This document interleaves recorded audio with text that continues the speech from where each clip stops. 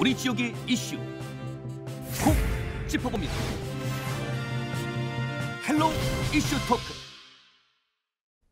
지역의 이슈를 속 시원히 풀어보는 헬로 이슈 토크입니다.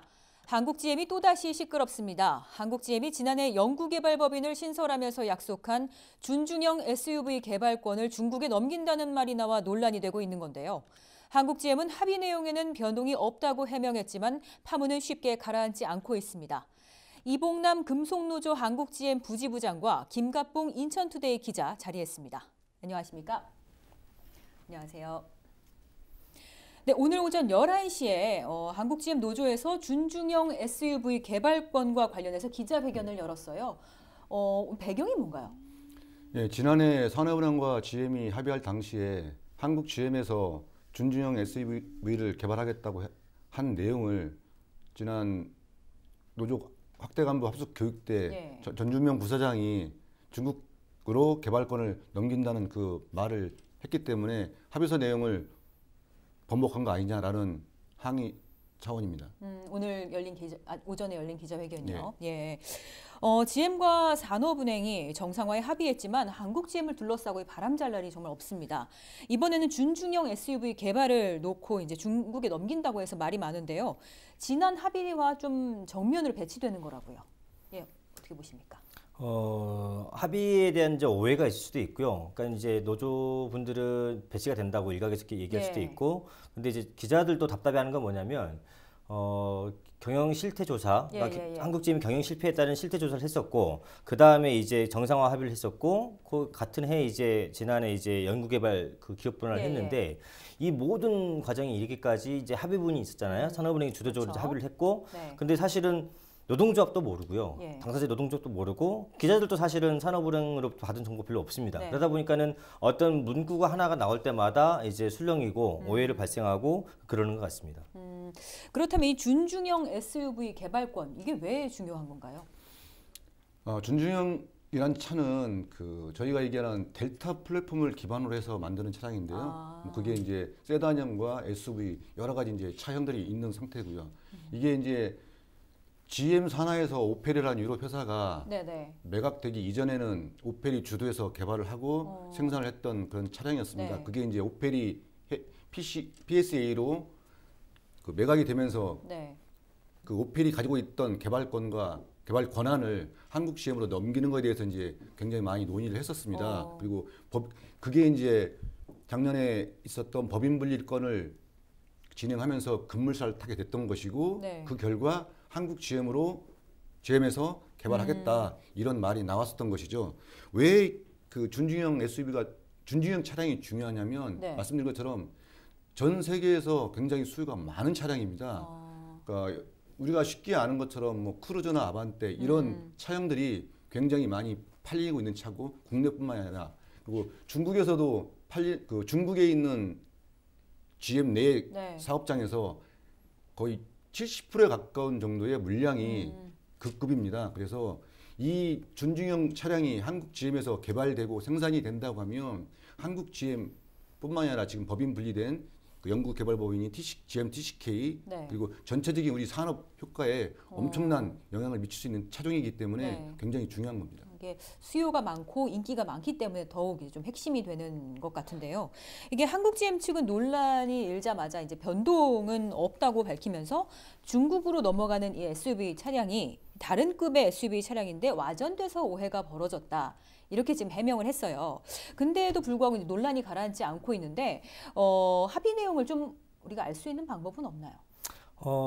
저도 합의 내용을 좀 봤으면 좋겠고요. 그러니까 노동조합이나 기자들도 그렇고 어떻게 알고 있냐면 당시에 기업 분할 이제 산업은행이 미국 GM하고 합의하면서 발표한 이제 그 브리핑 자료가 있지 않습니까? 거기 보면은 당연히 이제 준중형 SUV 나오니까 저희들 다 그렇게 알고 있는 거고 실제로 이제 그 부평 공장을 놓고 보면 부평 1공장에서는 이제 저기 뭐죠 우리 트릭스가 생산되고 있고 이 공장에서는 말리부하고 예전에 이제 캡티바가 생산되고 있었는데 지금은 사실은 차량이 트릭스 하나하고 말리부 이 정도만 생산되고 있어요. 그럼 누가 보더라도 다음 차종은 부평 2공장의 캡티바 후속, 네. 즉 그런 급 정도, 최소한 준중형급 이상 그런 차를 다 알고 있었던 거였고 네. 시장도 이제 그런 수요가 있으니까 다들 그렇게 알고 있었던 거였고 그리고 이제 트랙스 후속 모델은 이제 그 이미 뭐라죠 한 5년 전에 이미 그 나인 뷰라 그래가지고 이미 네네. 개발이 끝났습니다. 그리고 이제 트랙스 후속 모델은 이제 1공장에서 2020년부터 양산될 가능성이 높아요. 그러면 이제 노동조합도 그렇고 이 직원분도 그렇고 협력업체도 그렇고 뭐 취재했던 저희 기자들도 그렇고 다음 차종은 당연히 부평 2공장에서 생산되는 그런 차로 알고 있었는데 이게 떡하니 이제 중국으로 간다고 하니까 당연히 이제 노동조합 이런 데서는 반발할 수밖에 없는 것 아닌가 네. 저는 이제 그렇게 보고 있습니다. 그런 사항들이 이제 말씀하신 것처럼 산업은행을 통해서 정확한 합의문 내용을 받아볼 수 있다고 하면 네. 그걸 근거로 해서 이제 판단하면 되는데 아직까지 정보를 받지 못했기 때문에 섣불리 판단하기는 어렵겠습니다만 한국 그러니까 GM이 산업은행과 합의할 당시에는 그들의 말에는 준중형이라는 표현이 없었기 때문에 컴팩트라고 표현을 했었던 거고요. 그걸 이제 산업은행이 합의한 이후에 발표할 때 준중형이라는 말을 표현했었던 겁니다. 저희 노동자들은 그 기자님께서 말씀하신 것처럼 그 나인비라고 하는 그 컴팩트 SUV는 개발이 다 완료된 상태이기 때문에 이 차는 아니겠지. 그러면 그 항상 노동조합에서 요구했던 이코노스 후속의 그 급급의 차를 말하는 걸 거야라고 이제 생각을 했던 건데 산업은행이 이제 그렇게 발표를 했기 때문에 제대로 이제 이번에는 협상이 됐나 보다라고 판단을 했던 것인데 지금 상황이 이렇게 불거지고 있는 겁니다. 협의 당시 그럼 논의됐던 그 개발 차종과 또 지금 그럼 다르다는 건데 이게 차종이 달라지면 어떤 영향이 있는 건가요? 그러니까 그 차종이 달라지면 계획을 세울 때 이 차종은 어느 공장에 집어넣어서 생산을 하게 된다라고 하면 이제 그 공장의 운영 계획이 발생을 하는데 말씀드린 것처럼 나인비라고 하는 그 컴팩트 SUV는 부평 1공장에 투입되는 걸로 확정돼서 진행을 해 있었던 거고요. 네네. 그래서 1공장은 이제 정상 운영을 할 수 있는 건데 이 공장은 지금 저희가 작년에 2교대로 하던 걸 1교대로 전환을 했고 그리고 물량이 많지가 않아서 지금도 일주일에 하루나 이틀 정도는 휴업을 하고 있는 상황에서 그 차가 들어온다고 했을 때 그러면 조금만 참으면 우리가 이 어려운 시기를 조금만 더 견뎌내면 우리의 미래가 담보가 되는구나라는 이제 판단을 했던 거죠. 그렇게 그 공장과 그 회사의 전체적인 미래 운영 방안을 결정되는 거기 때문에 굉장히 중요한 차종입니다. 근데 한국 GM에서는 단순한 이 해프닝처럼 말을 하고 있단 말이죠. 그래서 서로 이제 조율을 해서 합의를 했음에도 불구하고 이런 혼란이 계속해서 발생하는 게 좀 의아한데요. 그거는 이 불신을 해소하는 게 제일 중요한 것 같아요. 그러니까 그 노동조합과의 불신도 그렇지만 사실 지역에서도 뭐 인천시도 그렇고 시민사회도 그렇고 우리 산업은행과 이 한국GM에 대한 GM에 대한 불신이 굉장히 높습니다. 그러니까 이런 것들이 결국 시장으로 이어지니까는 어떤 그 말리부 같은 차량도 사실은 잘 나갔었는데 지금은 시장 내수 판매율이 굉장히 떨어진 상태고 즉 그 시장에서 일단 불신을 해소하는 게 급한데 그러려면 사실은 합의문을 공개하는 게 맞습니다. 그런데 이제 일각에서 조금씩 이제 산업은행이 조금씩 이제 언론에 흘려주는 자료를 보면은 이제 뭐 10년 이상을 유지한다고 하는데 그게 이제 GM이 10년 이상을 뭐 그 유지하기 위해서 노력한다. 그러니까 의무 사항이 아니라 우리는 노력해야 한다는 정도의 어떤 뭐라고 해야 되나 어떤 의지 정도만 담겨 있는 거라서 과연 의무 사항은 거기에 다 포함되어 있는 것이냐, 투자 이행 계획이 과연 의무 사항으로 명시되어 있는 것이냐 이런 것들에 대해서 산업은행이 좀 나서서 말끔하게 좀 해소를 시켜주는 게 오히려 좀 바람직하다고 생각을 합니다. 노조 측에서 어떻게 보세요? 그러니까 노동조합 입장에서는 좀 당혹스러운 상황인데요.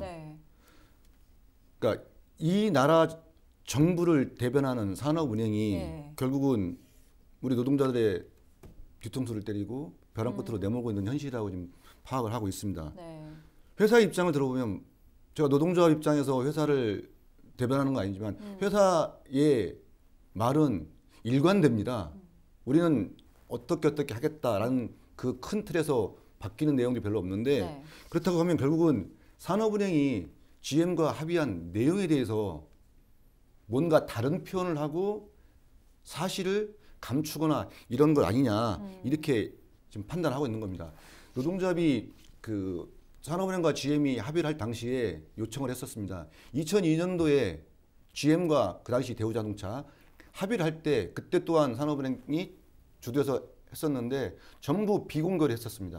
그 결과가 2015년부터 17년 사이에 우리한테 엄청난 충격을 주는 상황으로 왔었던 거고요. 네. 그래서 그때는 바로잡지 못했지만 이번에는 제대로 협상을 해달라. 그리고 네. 그 협상 내용들을 또다시 GM은 뭐 비밀에 붙여달라고 요청을 하겠지만 이 정부가 국민의 혈세를 투입하는 시점에서 네. 제대로 된 협상을 해야 되기 때문에 공개를 해달라. 그리고 잘못된 것들에 대해서는 다시 해달라고 요청을 예. 했었는데 이번에도 비밀 협상을 했었던 거고 그리고 이 결과가 나온 거죠. 앞으로 내용을 한국 GM이 정말로 약속을 어긴 것인지 아니면 네. 산업은행이 또 다른 거짓을 말한 건지 내용을 좀 더 파악하고 파악을 거기에 하셔야 맞춰서 된다. 대응할 계획으로 있습니다. 예, 근데 좀 가정을 해보면 이게 애초에 이제 합의를 어긴 거라고 하면 어떤 조치를 취할 수 있는지 노조 측의 입장은 좀 어떤 건가요? GM과 산업은행이 합의한 사항 자체를 어겼다고 하면 그 계약이 네. 이제 물론 이제 법적인 사항이라든지 이제 여러 가지들 이제 검토를 해봐야 되겠지만 거기에 대해서는 뭐 제가 이제 아는 지식이 없어서 뭐라 네. 답변드리기 어렵고요. 정말로 그게 어긴 사항이라고 하면 그 계약 자체가 효력이 없을 수도 있기 때문에 네. 추가적인 재협상을 할 수도 있는 것이고 그만큼 계약 위반에 대해서 GM의 책임을 물을 수도 있다고 판단이 됩니다. 그런 상황이 된다고 하면 다시 재협상을 해서 우리 노동자들과 네. 한국 경제에 도움되는 쪽으로 새로운 협상을 하면서 이롭게 끌고 나갈 수 있겠죠. 좀 생각하시는 대응 방안은 좀 있나요? 그래서 거기까지 아직 세밀하게 검토를 해보지 못해서 말씀드리기 어렵고요. 논의를 예, 해보겠습니다. 알겠습니다. 그 한국GM은 산업은행과 합의해서 연구개발법인을 설립을 하고 이것을 10년간 유지하기로 합의해서 4천억 원의 추가 지원을 받았는데 그런데 이 10년 동안 유지하기로 한 합의도 지금으로서 또 지켜지지 않을 수도 있다고요. 근데 그 단초가 된 게 이제 SUV 개발권인 것 같아요. 네. 그러니까는 이제 그 연구개발 분야 이제 기업 분할을 하면서 4천억이 아니라 사실 우리 정부는 8천억을 집어넣었고요. 다 해서. 그리고 미국 GM은 자기네들이 한국 GM에 빌려줬던 돈, 예. 우리나라로 대략 한 약간 28억 달러니까 대략 한 3조 원이 넘는 돈을 이제 보통 우선주로 전환을 했는데 아무튼 그렇게 해가지고 약속을 한 게 10년 동안 유지를 할 거고 조건이 두 가지였습니다. SUV 개발하고 CUV 개발이었고 CUV는 창원이었고 SUV는 부평이었습니다. 다들 네네. 그렇게 알고 있었어요. 근데 예. 그 부평 공장이 이제 규모가 제일 크고 여기 본산이다 보니까 그러면 이제 부평 공장의 그 약속이 지켜지고 안 지켜지느냐가 사실은 시장에 대한 어떤 신호잖아요. 우리가 그렇죠. 이렇게 예, 예. 지키겠다라고 네. 하는. 근데 그 합의가 얼마 기업 분할이 작년 12월 달에 신고되고 나서 올해가 지금 3개월까지 반년도 안 됐는데 이제 이런 불신이 이제 터져 나오니까 예, 예. 과연 이제 그러면 이제 시민사회나 우리 뭐 인천시나 우리 노동조합이나 이런 데에서는 과연 이게 무슨 문제가 있는 건 아닌가? 과연 저 철수할 우리가 있는 거 아닌가? 이런 불신이 좀 쌓이고 있는 건 아닌가? 좀 그렇게 좀 보고 있습니다. 그래서 이런 걸 매듭 짓기 위해서라도 누구나 알고 있듯이 부평 이 공장에 대해 그 SUV가 됐든 뭐 준중형 SUV가 됐든 네. 그 신차 개발 약속은 반드시 지켜져야 되는 건 아닌가 이렇게 생각합니다. 이게 근데 준중형 개발권 문제뿐만 아니라 이 산업은행이 한국GM을 지원하면서 이면 합의를 한 게 아니냐 또 이런 의혹도 제기가 되고 있어요. 이 거부를 하는 비토권을 상실할 수도 있다고요. 네, 이제 사실은 SUV 그 개발권과 더불어서 가장 네. 이제 문제가 됐던 게 이 이제 이른바 2024년 GM 자본 철수설 이면 합의설 이게 나왔었는데 네. 미국 GM이 미국 증권거래위원회 보고한 이제 사업 보고서 일부에 이제 문구가 그런 게 나오긴 하는데 네네. 그 이제 해석 차이가 좀 있었던 것 같기도 하고요. 예. 이제 확인해 보면은 사실은 이제 한국 GM한테 그러니까 미국 GM이 한국 GM에 투자한 돈, 그러니까는 빌려준 돈 28억 달러하고 군산 공장 폐쇄와 이제 구조조정에 따른 한 8억 달러, 그래가지고 예. 다 해서 한 36억 달러가 들어갔고요.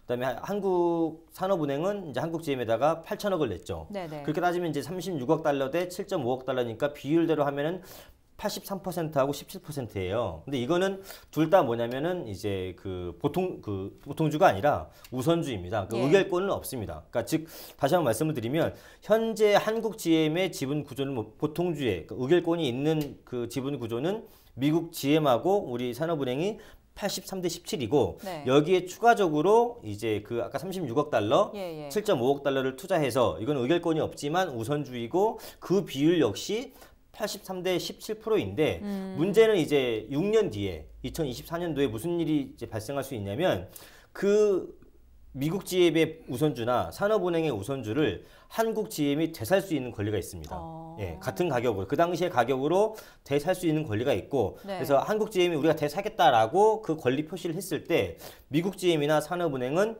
선택할 수 있어요. 예, 예. 그러니까는 상환권, 그러니까 그 한국 GM이 사겠다고 했을 때 팔아버리면 산업은행은 8천억을 냈던 돈을 회수하는 거죠. 예. 그렇죠? 그리고 이걸 갖다가 안 팔고 대신에 이걸 보통주로 전환을 하겠다 우리가 의결권이 있는 그렇게 되면 아마 그러면 이제 36억 달러하고 7.5억 달러가 이제 그 의결권이 있는 보통주로 전환되는 그런 걸 얘기하고 있는 겁니다. 예. 문서 조항을. 네. 근데 이제 비토권 같은 경우는 한국 GM 철수를 막는 가장 큰 이 무기나 마찬가지인데 합의대로라고 하면 이 비토권을 상실할 수도 있다는 건데 이에 대해서 산업은행은 좀 어떤 입장인가요?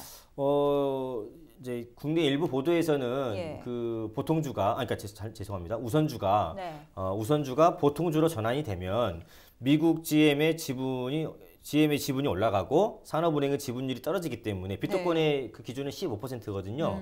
그러면 이제 우선주가 보통주로 전환돼서 미국의 지분율이 올라가고 산업은행의 지분이 떨어지면 당연히 비토권을 상실할 수가 있는 거죠. 네, 네, 네. 예, 그렇죠. 수치적으로는 그런데 과연 그럴 수 있을까에 대해서는 산업은행 해명은 뭐냐면 우선주를 보통주로 전환을 하더라도 동시에 나란히 전환을 하기 때문에 비율은 없다. 예를 들어서 보통주 100 중에서 우선주 100 중에서 비율대로 83%를 갖다가 전환을 하고 산업은행이 또 17%를 전환하면 전체적인 비율은 변함이 없는 거잖아요. 그렇죠. 그렇기 때문에 이제 산업은행은 그 이면 합의는 사실이 아니다. 어떤 그 문구 해석에서 오해에서 온 것이다. 이렇게 말하고 있습니다.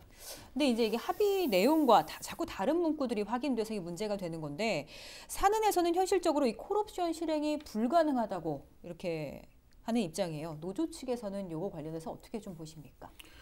회계 쪽에 대해서는 제가 뭐 지식이 얕기 때문에 네. 뭐라고 말씀드리기는 어렵고요. 그러니까 노동조합 입장에서 말씀드린다고 하면 네.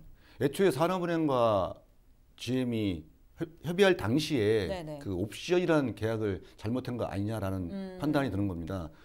산업은 입장에서는 GM이 우선주를 보통주로 전환하면 산업은 또한 같이 전환하기 때문에 지분율의 변화가 없다. 그래서 네네. 비토권 유지가 되기 때문에 안전장치를 마련했다라고 얘기를 하고 있습니다. 그런데 GM이 우선주를 보통주로 전환하는 게 아니라 네. 그 우선주만큼의 투자금을 내가 회수하겠다라고 하면 물론 생각하기도 싫은 내용이긴 하지만 예. 만약 그렇게 하겠다고 하면 거기에 대해서는 산업은행이 어떻게 대응할지에 대한 답변이 없는 상태고요. 그 수십억 달러에 달하는 그 비용을 회수한다고 하는 건 결국은 GM 입장에서는 한국을 버리고 나가겠다는 거거든요. 예. 그러면 결국은 비토권이 아무런 의미가 없게 되는 겁니다. 왜 이런 합의를 하게 된 건지 산업은행이 국민들에게 앞에 솔직하게 얘기를 하고 판단을 받는 게 가장 중요하다고 생각합니다. 지금 방금 말씀하신 것처럼 이게 한국 GM이 철수를 염두에 두고 이렇게 계속 진행을 하는 것 아니냐 이런 시선이 많습니다. 하지만 한국 GM은 10년 동안은 철수하지 않겠다고 했는데 이게 믿어도 되는 걸까요? 저희 노동자들은 솔직히 말씀드리면 네. GM의 말을 믿질 않습니다. 왜냐하면 지난 17년 동안 2002년부터 지금까지 17년 가까이 계속 속아왔습니다. 그러니까 어려울 때는 노동자들이 희생을 해야 되고 그래야 회사를 살릴 수 있다. 네. 라고 요구를 합니다. 그래서 노동자들은 희생을 했습니다. 하지만 노동자들이 희생한 반면에 자신들은 계속 이익을 챙겼었죠. 그러니까 이런 상황이 계속 반복되고 있는데 그렇다고 하면 합의할 때 산업은행이 합의할 때 GM이 그런 장난질이 못 치도록 그냥 마음대로 빠져나가지 못하도록 무언가 안전장치를 만들어야 된다고 판단하는 것입니다. 네. 산업은행과 정부가 국민들을 그리고 노동자들을 속여가면서 왜 이런 정책을 하고 있는지 알 수가 없는 거고요. 그러니까 GM을 욕하기 전에 이 정부가 먼저 노동자들을 생각하고 있는지 그리고 앞으로 어떻게 해야 되는 건지 그런 고민들을 하고 설득을 해야 된다고 판단하는 겁니다. 6년 말씀하신 것처럼 6년 뒤 우선주를 상환하네 뭐 전환하네 예. 이런 말들이 있는데 그런 시기에 오면 작년 같은 우리 노동자들에게 그리고 우리 국민들에게 어려운 시기가 또다시 몰아칠 거라고 네. 좀 예상하고 있습니다. 그럼 이런 철수설을 잠재우기 위해서 노조 측의 대응 방안이나 좀 좀 이런 거 고민해 보신 게 있나요? 그래서 제가 중간에 말씀드린 것처럼 네. 이런 사태를 좀 막아보자. 물론 모든 해답을 찾을 수는 없겠지만 이런 사태를 좀 미연에 좀 막아보고 충격을 최소화해보자라고 판단했기 때문에 네. 정부와 산업은행에 합의서를 공개할 수 있는 그런 교섭을 해달라고 요청을 드렸었던 건데 혹시 무시당한 상황이 있는 거고요. 물론 산업 입장에서 GM과 어떻게 합의를 했기 때문에 오픈한지 모르겠지만 그렇더라도 지금 이런 상황이 왔다고 하면 이제라도 합의서를 국민들에게 공개를 하면서 잘못된 것들은 바로 잡는 국민들의 판단을 받아야 되는 상황이 있습니다. 그래야 우리 국민들이 우리 노동자들과 우리 경제를 위해서 기꺼이 내놓은 혈세가 네. 정상적으로 사용되지 않겠습니까? 아, 정부가 나서서 GM을 도와주는 예. GM 입장을 대변해주는 이런 정책을 합의를 한 거 가지고는 이런 상태에서 노동자비 어떻게 해야 되겠다, 어떻게 할 거다라는 그 활동적인 측면에서는 극히 제한적입니다. 예. 하지만 설사 그게 잘못된 상황이라고 한다고 하면 노동자분 모든 수단을 다 강구할 겁니다. 그리고 우리 노동자와 우리 경제를 위해서 할 수 있는 모든 역량을 총동원해서 앞으로 대응을 하도록 하겠습니다. 네, 노조 측의 대응 방침을 좀 들어봤는데 그렇다면 이 GM 철수설을 좀 잠재우려면 우리 정부에 좀 어떤 노력이 필요하다고 생각하십니까? 저는 우리 정부가 이제 사필 규정을 해야 되는 것 아닌가. 사실은 그 한국 GM의 전신은 이제 아시다시피 대우자동차였고요. 예. 그러니까 이제 대우자동차를 이제 그 GM에 매각을 했는데 매각 당시 대우자동차에 이제 삼성사라 그래가지고 레간자, 누비라, 라노스 네. 이런 이제 그 소형, 준중형, 중형차를 가지고 있었던 대우자동차의 당시 내수 시장은 30%였고 기본적으로요. 네. 그리고 최대 뭐 40%까지 갔었습니다. 예. 그 정도의 그 경쟁력을 가지고 있는 차였는데 GM한테 어떻게 매각을 했냐면 5천억에 매각을 했어요. 네. 그러니까 지금 GM은 이제 대우자동차, 한국 GM은 그 당시 이제 5천억을 투자해놓고 뭐 예를 들어 부편 공정만 하는데 땅값이 어마어마하잖아요. 그렇죠. 즉 지금 가지고 있는 자산만 처분해도 굉장한 어떤 이득을 보는 입장까지 왔는데 문제는 이제 그런 쭉 합의들, 그러니까 대우자동차를 매각을 하고 또 최근에는 이제 뭐 그 경영 실태 조사, 그 다음에 정상화 합의, 연구개발 법인 분리 이런 과정이 오기까지 답답한 거는 늘 노동조합은 배제돼 있다고 하는 거죠. 그래서 이 파트너로 좀 인식을 좀 해야 되는 것 아닌가 이런 네. 생각이 좀 들고요. 두 번째는 GM 또한 그동안 사실은 지금 이 연구개발 법인에 가려져 있긴 한데 그동안 가려져 왔던 의혹들이 좀 있습니다. 예를 들어서 경영 실패의 원인은 사실은 유럽에서의 샤브레 철수, 오펠 매각 뭐 이런 것들이 큰 원인을 작용을 했었고 여전히 이제 그 수출 가격 이전 문제, 예. 그다음에 로열티 문제, 그다음에 글로벌 부품 조달 그 차익 문제 이런 것들이 여전히 베일에 가려진 상태에서 과연 GM이 그 이 시장을 갖다가 그러니까 우리 노동자들이나 우리 내수 시장에 관심이 있느냐 네. 그런 걸 좀 보여주는 생각을 하는데 사실은 GM이 파산할 당시 2009년이죠. 네. 그 GM 파산할 당시에